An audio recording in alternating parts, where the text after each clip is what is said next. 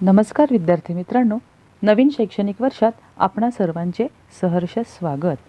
इयत्ता 10वीच्या वर्गात तुमच्या सर्वांचे मनस्वी स्वागत। विद्यार्थी मित्रांनो, भूगोल विषय इयत्ता 3री ते 5वी या इयत्तेमध्ये असताना तुम्ही परिसर अभ्यासातून तो अभ्यासला।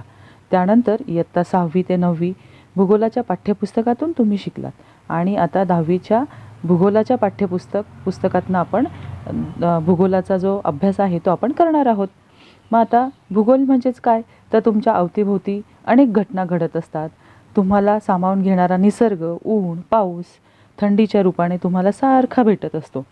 अंगाशी खेळणारी वाऱ्याची झुळूक तुम्हाला आल्हाददायक वाटत असते। अशा अनेक नैसर्गिक घटना, निसर्ग इत्यादींचे स्पष्टीकरण भूगोल विषयाच्या अभ्यासातून आपल्याला मिळत असते। भूगोल विषय हा आपल्याला सतत निसर्गाकडे नेण्याचा प्रयत्न करतो। भूगोल विषयात सजीवांचा निसर्गाशी तसेच एकमेकांशी होणाऱ्या आंतरक्रियांचा अभ्यास केला जातो, हो की नाही। मग आता या विषयातून पृथ्वीच्या संदर्भात अनेक मूलभूत संकल्पना आपण यापूर्वी शिकलेल्या आहेत आणि आपल्या रोजच्या जीवनाशी निगडीत असणारे अनेक घटक देखील आपण या विषयातून समजून घेत आलेलो आहोत। तर याचा आपल्याला नक्कीच भविष्यात आपल्याला उपयोग होणार आहे। आता या विषयातून आपण आर्थिक, सामाजिक, सांस्कृतिक आंतरक्रियांचाही आपण अभ्यास केलेला आहे। मग आता हा विषय जो आहे भूगोल, हा विषय शिकण्यासाठी निरीक्षण, आकलन, विश्लेषण, चिकित्सक विचार ही कौशल्ये देखील महत्त्वाची असतात आणि ती नेहमी आपण वापरत राहिली पाहिजे, जोपासली पाहिजे। मग यासाठी नकाशे, आलेख, चित्राकृती, माहिती संप्रेषण, तक्ते इत्यादी या विषयाच्या अभ्यासाची ही साधने आहेत। मग ती हाताळण्याचा त्याच्यासाठी आपण सराव करतो, आपण नकाशे वगैरे भरतो, हो की नाही। मग या सगळ्यांची संधी तुम्हाला पाठ्यपुस्तकाच्या माध्यमातून दिलेली आहे, म्हणजे भूगोलाच्या पाठ्यपुस्तकातून। मग या आता पाठ्यपुस्तकाचं जर स्वरूप आपण बघितलं तर 9वीपर्यंत जे काही तुम्ही शिकलेले संबोध आहेत, आता 10वीच्या पाठ्यपुस्तकात तुम्हाला या सगळ्यांची उजळणी करायची आहे आणि उजळणी करण्यापूर्वी मग पाठ्यपुस्तकात 9वीपर्यंत जे काही तुम्ही शिकलेले आहात त्याचा नक्कीच तुम्हाला उपयोग हा होणार आहे। तर या पाठ्यपुस्तकामध्ये आता 10वीचं जे पाठ्यपुस्तक आहे याच्यामध्ये भारत आणि ब्राझील या दोन देशांची आपल्याला तुलनात्मक वैशिष्ट्यपूर्ण मांडणी केलेली आहे आणि ती तुम्हाला अभ्यासायला नक्कीच आवडणार आहे। तर विद्यार्थी मित्रांनो, जर तुम्ही आपल्या पाठ्यपुस्तकाचं मुखपृष्ठ पाहिलं तर तुम्हाला वेगवेगळी चित्र त्यामध्ये दिसतील। तर त्यामध्ये श्रीनगर येथील शिकारा आहे, हिमालयाच्या रांगा आणि नद्या आहे अतिशय सुंदर, सुंदरबन येथील वाघ आपल्याला दिसतो आहे, अजिंठाच्या लेण्या दिसत आहेत, अटलांटिक महासागर आहे ब्राझीलचा इथला, ग्रीन ॲनाकोंडा आपल्याला दिसतो आहे। त्यानंतर ब्राझीलमध्ये सेलिब्रेट होणारा कार्निवल फेस्टिवल याची पण चित्र आपल्याला त्यावर दिसत आहेत आणि रिओ दी जानेरिओ या शहराचं विहंगम दृश्य हे आपल्याला मुखपृष्ठावर दिसत आहे। आता आपण जर मलपृष्ठ बघितले पुस्तकाचे तर त्यामध्ये आपल्याला नळदुर्ग किल्ला दिसत आहे उस्मानाबादमधील, त्यानंतर मुंबई येथील अरबी समुद्र, सिंहगड व आजूबाजूचा परिसर, भारतीय बनावटीचे अंतराळयान, ॲमेझॉन नदी आणि तेथील विषुववृत्तीय वने ही आपल्याला दिसत आहेत। अशा पद्धतीने आपलं हे जे भूगोलाचं पुस्तक आहे त्याचं मुखपृष्ठ आणि मलपृष्ठ हे आपल्या अभ्यासाशी निगडीत असे आपण पाहिलेले आहे। आता पहिल्या पानाच्या आतमध्ये जर तुम्ही बघितलं तर तुम्हाला भारत आणि ब्राझीलमधील विविध प्राणी आणि वनस्पती दिसतील, म्हणजे जसं वड ब्राझीलमधलं आहे, मकाऊ आपल्या भारतातलं बाभूळ हे झाड आहे, सुसर, सुंदरीची वने, मगर, आमर म्हणजेच ऑर्किड, बिबट्या, फ्लेमिंगो, आशियाई सिंह, बारशिंग, प्युमा आणि शिसव यांसारखी विविध प्रकारच्या वनस्पती आणि प्राणी आपल्याला या पहिल्या पानावर दिसत आहेत। आणि त्यानंतर शेवटचं पान जर आपण बघितलं तर त्यामध्ये भारत आणि ब्राझीलमधील अजून त्या काही वनस्पती आणि प्राणी दाखवलेले आहेत। त्यामध्ये गंगा नदीतील डॉल्फिन आहे, रबराचं उत्पादन म्हणजे रबराची शेती तिथे दिसत आहे आपल्याला, खैर, कोरफड, ॲमेझॉन नदीतील गुलाबी डॉल्फिन दिसतो आहे, पिराणा मासा आहे त्याच्यामध्ये, एक शिंगी गेंडा आपल्याला दिसतो आहे, निलगिरीची झाडं दिसत आहे, महोगणीचं झाड आहे, माळढोक पक्षी दिसत आहेत, निलगिरी ताहेर शेळी आपल्याला त्या ठिकाणी तिचं चित्र दिसत आहे, घायपात नावाची वनस्पतीचं चित्र आहे, कोंडोर नावाचा पक्षी त्या ठिकाणी आपल्याला दिसतो आहे, सोनेरी तांबरीन। मग हे अशा प्रकारचे विविध प्रकारचे वनस्पती आणि प्राणी हे भारत आणि ब्राझील या दोनही देशांमध्ये आपल्याला दिसतात आणि त्यांच्याविषयी मग आपल्याला अभ्यासामध्ये आपल्या वर्षभरामध्ये अभ्यासामध्ये त्याबद्दल माहिती येणारच आहे, ती आपण आता बघणार आहोत. हां, आणि आपल्या पुस्तकामध्ये असलेला जो काही QR कोड आहे त्याच्या मदतीने तुम्ही डिजिटल पाठ्यपुस्तक किंवा प्रत्यक्ष पाठामध्ये असलेल्या पाठासंबंधी जे काही अध्यापनासाठी उपयुक्त दृकश्राव्य साहित्य आहे ते तुम्हाला या QR कोड जर तुम्ही स्कॅन केला तर त्याचा तुम्हाला नक्कीच उपयोग हा यासाठी होणार आहे. आता 10वीच्या पाठ्यपुस्तकातील अनुक्रमणिका जर तुम्ही बघितली तर ते पाठ्यपुस्तक तयार करताना तुलनात्मक अभ्यासाची आवश्यकता जी आहे ती लक्षात घेतली गेलेली आहे आणि पाठ्यपुस्तकात किमान 2 प्रदेश असावे, त्या 2 देशांमधील प्रादेशिक तुलना शक्यतो टाळावी असे ठरले आहे. मग देशांचा विचार करताय, एक देश भारत आहे याच्यामध्ये आणि दुसरा आपण ब्राझील देश आहे याच्यामध्ये विचार केलेला आहे. मग देश हा अतिविकसित किंवा अविकसित पण नसावा, म्हणजे ज्या 2 देशांची तुलना केलेली आहे. वेगळ्या गोलार्धातील असावे हा एक विचार त्यामध्ये केला गेलेला आहे. तो एकाच खंडातील पण नसावा आणि भारताशी बरेचसे साम्य असलेला परंतु भारतापेक्षा वेगळ्या धाटणीचा असावा, म्हणून ब्राझील हा देश घेण्यात आलेला आहे. आणि भारताप्रमाणे सांस्कृतिक व प्राकृतिक विविधतेने नटलेला असावा आणि किमान एका जागतिक दबाव गटाचा भारतासह सदस्य पण तो असला पाहिजे. भारताप्रमाणे त्याला समुद्रकिनारा पण असावा. भारताप्रमाणे प्रजासत्ताक शासन प्रणाली त्या देशाची असावी. ऐतिहासिक पार्श्वभूमीमध्ये काही समान स्थळे दोन्ही देशांमध्ये असावी.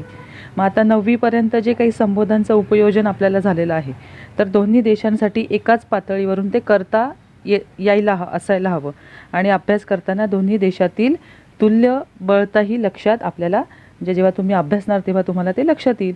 मग या सर्व बाबींच्या आधारे या अभ्यासासाठी ब्राझील या देशाची निवड केली गेली. भौगोलिक संबंधांचे उपयोजन प्रदेशावर एकाकी पद्धतीने जर केलं तर ते रंजक एवढं होत नाही. त्यामुळे प्रादेशिक विविधता, समानता, विषमता या बाबींचे चिकित्सकपणे परीक्षण करून तो प्रदेश अभ्यासणे हे आवश्यक असते. त्यामुळे भूगोल विषयाचा याच्यामध्ये गाभा हा असणं महत्त्वाचं आहे. त्यामुळेच भारताबरोबर ब्राझील देशाची केलेली निवड या वर्षीच्या आपल्या अभ्यासासाठी निश्चितच सार्थही आपल्याला ठरणार आहे. मग आता जर तुम्ही काही लेसन्स पाठ बघितले तर क्षेत्रभेट हा जो पाठ आहे तर तो प्रात्यक्षिक भूगोलावर आधारित आहे. म्हणजे इतर प्रदेशांच्या संदर्भाने एखाद्या विशिष्ट प्रदेशाबद्दल प्रश्न तयार करता येणे व त्या संदर्भाने त्याचा शोध घेता येणे हे त्यामध्ये महत्त्वाचे आहे.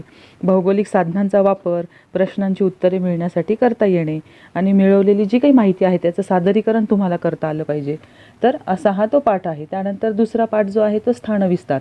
मग त्याच्यामध्ये सामान्य भूगोल आहे. मग सामान्य भूगोल म्हणजे काय, तर विशिष्ट प्रदेशाविषयीच्या माहितीचे संकलन आणि तुलना करता येणं, माहितीच्या आधारे त्याविषयी त्याचे प्रश्न विचारता येणं, एखाद्या प्रदेशाच्या स्थान विस्ताराबाबत नकाशा आणि प्रतिमांवर वृत्तजाळी मांडून उत्तरं देता येणं, हे सगळं त्यामध्ये महत्त्वाचं आहे. त्यानंतर आहे प्राकृतिक रचना आणि जलप्रणाली. तिसरा पाठ जर बघितला तर त्यामध्ये आहे प्राकृतिक भूगोल. मग प्राकृतिक भूगोलामध्ये काय येतं, हवामान आहे, जलरूप आहे, नैसर्गिक वनस्पती, प्राणी, हे सगळं त्याच्यामध्ये इन्क्लूड केलं जातं. मग प्रदेशाच्या संदर्भाने भौगोलिक माहितीद्वारे अनुमानाने अंदाज करता आपल्याला आलं पाहिजे. त्या प्राकृतिक घटकांमधलं साम्य आणि भेद आपल्याला करता आलं पाहिजे आणि भौगोलिक संदर्भात तुलना केल्यानंतर विविध प्रश्नांची उत्तरंसुद्धा आपल्याला देता आली पाहिजे. मग एखादा प्रदेश कोणत्या कारणामुळे वेगळा दिसून येतो हे शोधता येणं त्यामध्ये अतिशय महत्त्वाचं आहे. त्यानंतर चौथा पाठ आहे हवामान. त्यामध्ये आहे प्राकृतिक भूगोल. मग प्राकृतिक भूगोलमध्ये त्याच्यातही तेच दिलेलं आहे की इतर प्रदेशांच्या संदर्भाने एखादा विशिष्ट प्रदेशाबद्दल प्रश्न तयार करता येणं आणि त्याचा शोध घेता येणं. त्यानंतर आहे नैसर्गिक वनस्पती व प्राणी. मग ह्याच्यामध्ये सुद्धा प्राकृतिक भूगोल दिलेला आहे. मग त्यामध्ये वेगवेगळ्या प्रदेशांमधील आकृतिबंध, त्याचं वर्गीकरण, परीक्षण करता आलं पाहिजे. पर्यावरणीय समस्या जाणून त्यावर आपल्याला उपाय सुचविता आले पाहिजे. प्रदेशातील नैसर्गिक वनस्पती व प्राणी यांचे अधिवास तिथेच का आहे हे असण्याची कारणं आपल्याला सांगता आली पाहिजे. त्यानंतर पुढचा जो आहे लेसन आहे तो लोकसंख्या. मग तो आहे मानवी भूगोलावर आधारित. मग लोकसंख्या या बाबीचे मापन करता येणं, मग ती कशी मापन करतात तपासता आली पाहिजे. त्यानंतर त्यांच्या मानवी लोकसंख्येतील आंतरसंबंध, सहकार्य, कलह यांच्यावर आर्थिक, राजकीय, सांस्कृतिक आणि सामाजिक प्रक्रियांचा कसा प्रभाव पडता येतो त्याचं परीक्षण करणं. स्थानिक आणि विभागीय जनसमूह जे असतात त्या विकासावर परिणाम करणारे घटक आपल्याला सांगता आले पाहिजे. त्यानंतर स्थलांतराशी संलग्न असलेले चल म्हणजे वेगवेगळे घटक की स्थलांतर का होते लोकांचे, एखादा प्रदेश कोणत्या कारणामुळे वेगळा दिसून येतो हे सुद्धा शोधता आलं पाहिजे. त्यानंतरचा आहे पुढचा पाठ आहे मानवी वस्ती. मग त्यामध्ये मानवी भूगोलाबद्दल दिलेलं आहे. मग मानवी भूगोल म्हटल्यावर पर्यावरणात बदल केल्यामुळे काही ठिकाणी विकास तर काही ठिकाणी समस्या निर्माण येतात हे सांगता येणे. एखाद्या वस्तीचे आकृतिबंध व भौगोलिक पर्यावरण यांचे परीक्षण करून सहसंबंध सांगता आला पाहिजे. सांस्कृतिक आकृतिबंध, प्राकृतिक प्रणाली व आर्थिक परस्परावलंबित्व या संदर्भाने सुद्धा आपल्याला अंदाज बांधता आला पाहिजे. मग भूमी उपयोजनामध्ये संसाधनाच्या वापरांबद्दल अद्ययावत धोरणं, कार्यक्रम याबद्दल माहिती असणं गरजेचं आहे. भूमी उपयोजनाचा भविष्यवेधी अंदाज बांधता आला पाहिजे, त्यावरनं निष्कर्ष काढता आले पाहिजे. मग एखादा प्रदेश व त्या सभोवतालचा प्रदेश यांच्यातील प्राकृतिक भूगोलासंदर्भामध्ये सुद्धा आपल्याला साम्य आणि भेद हे आपल्याला त्याचा उपयोगिता सांगता आली पाहिजे. त्यानंतर आहे व्यवसाय, अर्थव्यवस्था आणि व्यवसाय. मग आता आर्थिक परस्परावलंबित्वाचे आकृतिबंध म्हणजे आंतरजोड ओळखता आली पाहिजे. मानवी क्रियांवर कोणते प्राकृतिक घटक परिणाम करतात हे शोधता येणं या पाठामध्ये सांगितलेलं आहे. एखाद्या प्रदेशातील प्राकृतिक पर्यावरणाचा तेथील अर्थकारण, संस्कृती व व्यापार यावर होणारा परिणाम आपल्याला सांगता आला पाहिजे. एखादा प्रदेश कोणत्या कारणामुळे वेगळा दिसून येतो हे शोधता येणं या पाठामध्ये अंतर्भूत करण्यात आलेलं आहे. आणि शेवटचा पाठ म्हणजे पर्यटन, वाहतूक आणि संदेशवहन जो आपल्या आवडीचा आहे.